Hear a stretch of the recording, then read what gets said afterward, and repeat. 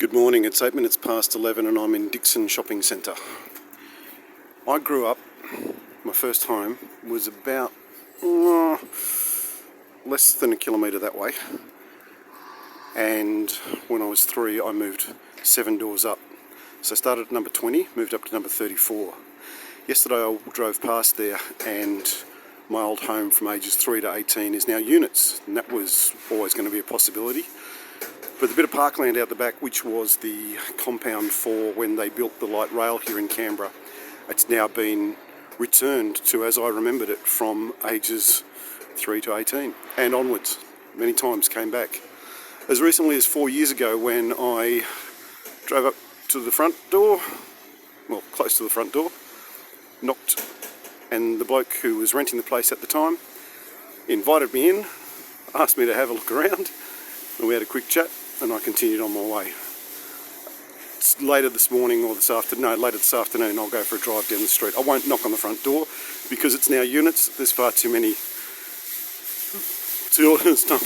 doors to knock on. But this has not changed in my living memory. This is Dixon Library. I'm about to go in there and do a couple of things. Somewhere in there is my ACT Libraries card. It used to be a membership to Dixon Library. The last time I was back here was 4 years ago. Some things have not changed. Baker's Delight's still here. Commonwealth Bank is there. That piano, which I'm going to play in a couple of minutes, that's not changed. Woolies, where I worked in 1983, until I got sacked for stealing a cornetto. Well, damaged stock was a thing we used to do. Damaged stock, take it out the back, have a little snack on our breaks. A woman who I knew from school was my trainee and she dobbed me in, and then allegedly was much worse than I was, but because she had dobbed me in she was untouchable and management loved to go figure. I used to get some really good shifts at Dixon Woolies because about 3 or 4 months before I got the sack, got my pink slip in my little pay packet, a whole bunch of managers and workers got sacked for running a grog ring. What they used to do is people would come in and ask for old lettuce leaves, the ones that they chuck off before they put the lettuces out. So what they do is they get 2 boxes. They'd fill the top one just lettuce leaves, and the bottom box would be lined with bottles of grog. So what would happen is, and a couple of the managers were in on this, they'd make a big show of the manager looking through the top box and the lettuce leaves, and then they'd say, yep, that's all good to go. And somebody would walk out with a couple $100 worth of grog. And so a whole bunch of people, they finally got rumbled, and a whole bunch of people got sacked. And then from then on, I used to get really good shifts because I didn't play football on a Saturday afternoon. So I used to work on the Saturday afternoon and get really good penalties. Back in those days, not open on a Sunday. A bit like Western Australia is open on a Sunday, they just close ridiculously early. Tell you what's new, what's very new, is this thing that they're constructing over here, which has been coming and coming and coming. That is going to be called Dixon Village.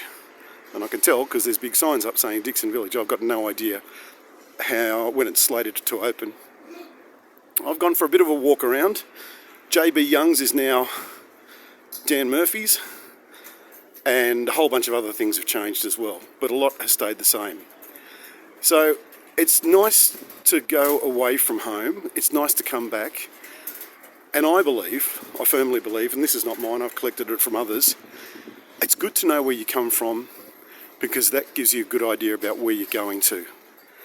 And as the song says, nice to be home, it's also nice to leave again.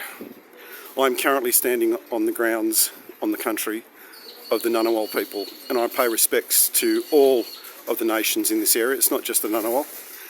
But I pay respects to elders past, present, future and emerging, and I thank them for being custodians of these lands and for teaching us their ways and teaching us their flora and their fauna.